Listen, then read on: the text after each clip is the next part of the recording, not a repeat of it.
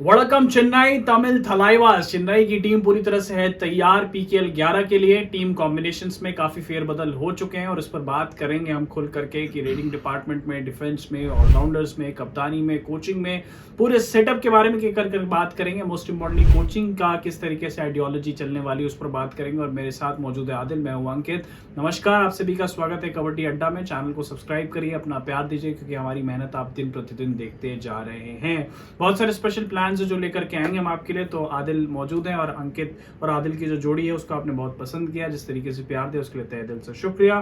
सबसे पहले शुरुआत करते हैं Adil, let's talk about coaching setup जो अभी चेंज हुआ है। कुछ ऐसे पुराने नाम है जो कि one of the oldest players PKL के अगर हम कहें तो गलत नहीं होगा, धर्मराज चिरलाथन साहब हैं। उसके बाद उदय कुमार जो कोच हैं। क्या कहना चाहेंगे इन दोनों कोचेस के बारे में और क्या चेंजेस ये सेटअप में लाने वाले हैं तमिल थलाइवास के?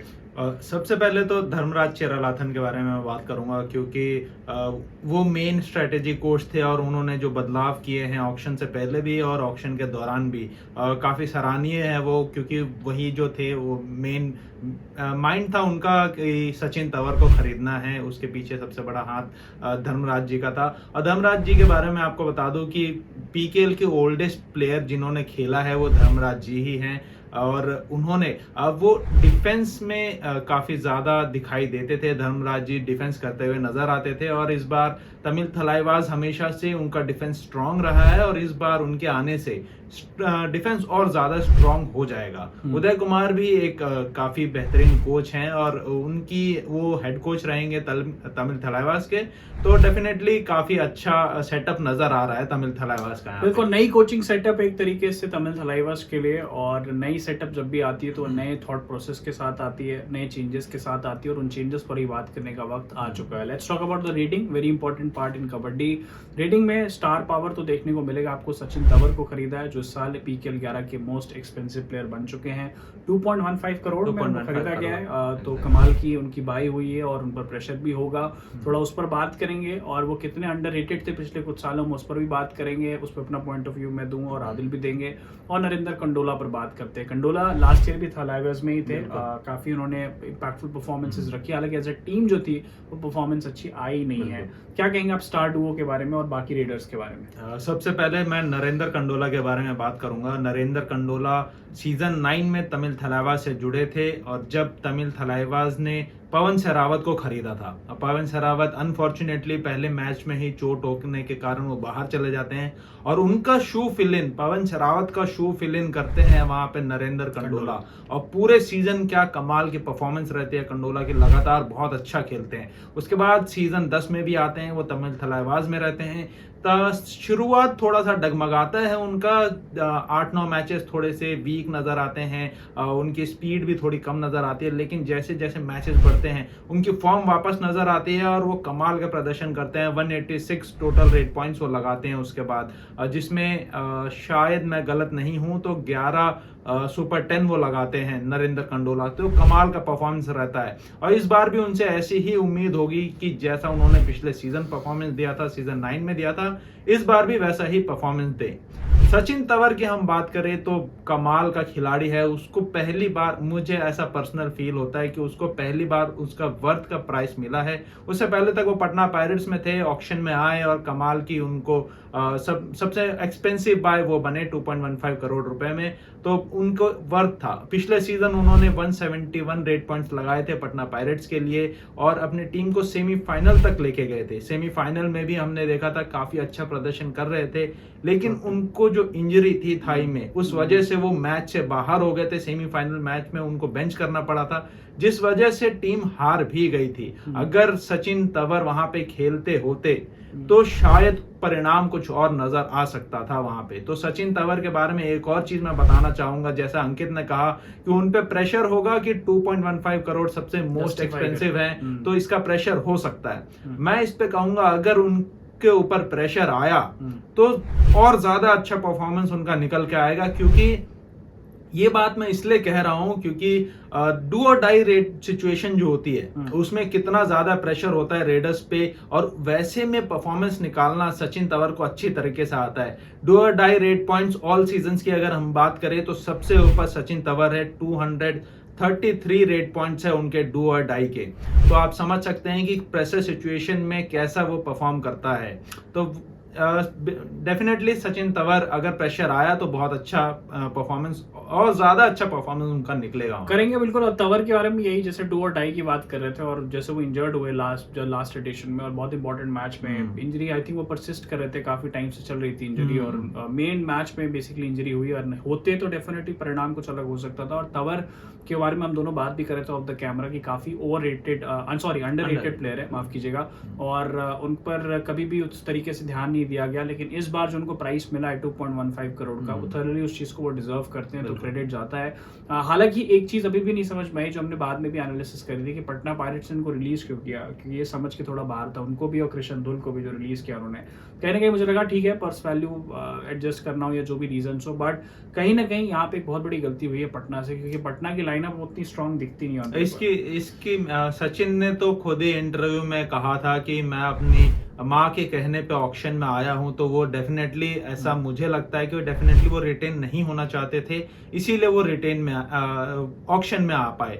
नहीं तो डेफिनेटली पटना पायरेट्स कभी उनको नहीं छोड़ती। जिस तरह से उन्होंने परफॉर्मेंस दिया है पटना पायरेट्स के लिए, पटना उनको कभी नहीं छोड़ती। कृष्ण धुल का जरूर ऐसा मैं बोलूंगा कि कृष्ण धुल ने भी बहुत अच्छा परफॉर्मेंस दिया था पिछले सीजन पटना पायरेट्स के लिए। अगर वो रिटेन होना चाहते थे तो उनका रिटेन होना बिल्कुल बनता था। Let's talk about the defensive power house. Sachin Tanwar पे तो बात करेंगे आगे चल करके। दो नाम है, और भी बहुत नाम है जो आदिल आपको बताएंगे, बट दो नाम मुझे लगता है कि जिस पर डिपेंडेंसी थोड़ी ज्यादा हो सकती है। एक सागर राठी और साहिल गुलिया है, और देखना होगा कि किस तरीके से ये अपने डिफेंसिव जो इनका थॉट प्रोसेस है और जिस तरीके से ये डिफेंसिव तरीके से जो स्किल्स है उस स्किल्स का एग्जीक्यूशन कैसे करते हो, देखने वाली बात होगी। क्या कहोगे आप, ये सॉलिड पेयरिंग बनते हुए दिख रही है, एग्रेसिव टैकल का कोऑर्डिनेशन दिख रहा है दोनों के बीच? बिल्कुल साहिल गुलिया और सागर राठी दोनों कमाल के डिफेंडर है। साहिल गुलिया जो हैं वो लेफ्ट कॉर्नर डिफेंडर हैं और पिछले सीजन 69 टैकल पॉइंट्स उन्होंने हासिल किए थे। कमाल का परफॉर्मेंस रहा था साहिल गुलिया का। और वहीं पे सागर राठी जो राइट कॉर्नर खेलते हैं तमिल थलाइवास के लिए, उन्होंने 66 टैकल पॉइंट्स हासिल किए थे। और साथ ही सागर राठी में एक और एडिशनल पॉइंट ये है कि वो टीम की कप्तानी भी करते नजर आते हैं। तो इस सीजन भी हो सकता है सागर राठी ही टीम के कप्तान हो, लेकिन उनको कप्तानी पद की चुनौती देने के लिए सचिन तंवर भी वहां पे मौजूद होंगे। लेकिन जहां तक जैसे पिछले सीजन से चला आ रहा है या उससे पहले भी सागर राठी तमिल थलाइवास की कप्तानी कर चुके हैं, तो इस बार भी ऐसा ही लग रहा है कि सागर राठी को टीम का कप्तान बनाया जाएगा और सचिन तंवर को थोड़ा फ्री हैंड दिया जाएगा कप्तानी की रिस्पॉन्सिबिलिटी से हटा के, ताकि वो अपनी रेडिंग पे ज्यादा ध्यान दे सके और टीम के लिए और अच्छा परफॉर्मेंस कर सके। बिल्कुल। Let's talk about the another factor which is addition of M Abhishek. Abhishek का जो एडिशन है, कैसे देखते हैं आप इंक्लूजन? दूसरा उनकी जो एबिलिटी है, जो उनका वर्सटैलिटी है, जो स्ट्रेंथ है, उसको कैसे थलाइवास कैशिंग कर पाएगी, या बड़ा रोल निभाएंगे या नहीं निभाएंगे? बिल्कुल कवर डिफेंडर है अभिषेक और तमिल थलाइवास के साथ पिछले सीजन भी थे। डिसेंट सा परफॉर्मेंस रहा था पिछला सीजन उनका, बहुत ज्यादा एक्सेप्शनल परफॉर्मेंस नहीं था, डिसेंट परफॉर्मेंस था। अच्छा परफॉर्मेंस किया था अभिषेक ने, जितने भी मौके मिले कमाल का प्रदर्शन किया था। उनके साथ कवर पे मेरे हिसाब से मोहित नजर आ सकते हैं। मोहित या ईरानी डिफेंडर आमिर हुसैन बस्तामी, ये दोनों में से कोई एक हो सकता है। और एम अभिषेक की जगह मेरे हिसाब से कवर डिफेंडर में पक्की है। उनके अलावा मोहित या आमिर हो सकते हैं जो उनका साथ देंगे कवर डिफेंडर पे। और कोई प्लेयर जो आपको लगता है इस पर बात करनी चाहिए, या कोई ऐसा प्लेयर जो उभर करके सामने आ सकता है पीकेएल 11 में तमिल थलाइवास के लिए? बिल्कुल एक और रेडर जो टीम का शायद थर्ड रेडर हो सकता है, विशाल चहल। विशाल चहल पिछले सीजन भी तमिल थलाइवास के साथ थे और इस बार ऐसा लग रहा है कि उनको ज्यादा मौके मिल सकते हैं, और ज्यादा मौके मिलेंगे तो डेफिनेटली विशाल चहल एक अच्छा परफॉर्मेंस निकाल के दिखा सकते हैं। बिल्कुल दिखा सकते हैं। और लास्टली बस यही बोलना है जाते जाते, और आदिल का भी क्लोजिंग रिमार्क्स में ले लूंगा यहाँ पर, कि थलाइवास की performance in terms of points table पे जहाँ से वो थे उससे तो हम बेहतर ही एक्सपेक्ट कर रहे हैं, जिस तरह का कॉम्बिनेशन बना है। क्योंकि लास्ट ईयर भी उनकी performance overall as a team की बात करते तो अच्छी परफॉर्मेंस नहीं थी। दो टीम तेलुगु और तमिल, जिनकी बहुत मैसिव फैन फॉलोइंग होती है कबड्डी की, बहुत सारे सवाल भी पूछे जाते हैं, और कहीं ना कहीं इन लोगों ने वैसा परफॉर्म नहीं किया था एज ए यूनिट। अब देखना होगा कि थलाइवास किस तरीके से परफॉर्मेंसेस करती है। हालांकि तंवर ऊपर प्रेशर होगा, बट अगेन जैसे आदिल ने कहा कि वो हमेशा से अंडररेटेड प्लेयर रहे हैं और इस बार अगर एक्सपेक्टेशन होगी तो उम्मीद करते हैं कि जो नॉच के वो प्लेयर उस नॉच की वो परफॉर्मेंसेस देखने को हमें मिलेगा। Adil, closing remarks. सबसे पहले एक क्लोजिंग रिमार्क में मैं ये बोलना चाहूंगा, तमिल थलाइवास का पिछला सीजन डेफिनेटली अच्छा नहीं गया था, लेकिन उसकी मुख्य वजह यह थी कि काफी सारे प्लेयर उनके इंजर्ड थे और फॉर्म में नहीं थे। काफी जैसे सागर राठी ने भी सारे मैचेस नहीं खेले थे, टीम के कप्तान थे फिर भी सारे मैचेस नहीं खेल पाए थे। नरेंद्र कंडोला भी 2-3 मैच में बेंच किया गया था, उनको भी शायद कुछ इंजरी या इलनेस हो गई थी जिस वजह से उनको बाहर बैठना पड़ा था। तो मेन मुख्य वजह यही थी कि टीम परफॉर्मेंस नहीं बन पा रहा था क्योंकि सारे खिलाड़ी एक साथ मौजूद नहीं थे।